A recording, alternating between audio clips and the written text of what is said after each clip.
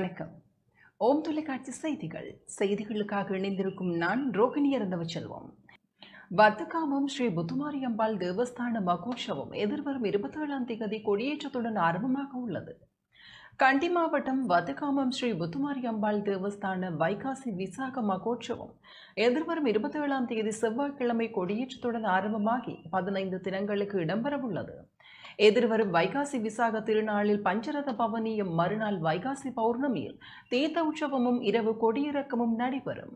சர்வதேச இந்து மத குறிப்பீடாதிபதி சபரிமலை குருமுதல்வர் மகாராஜ ராஜகுரு ஸ்ரீ ஐயப்பதாச சாமசிவ சிவாச்சாரியார் தலைமையில் மகோற்சவம் நடைபெறும் என ஆலய தர்மகர்த்தா சபை மற்றும் வத்துக்காமம் சைவ அபிமானிகள் சங்கத்தினர் தெரிவித்துள்ளனர்.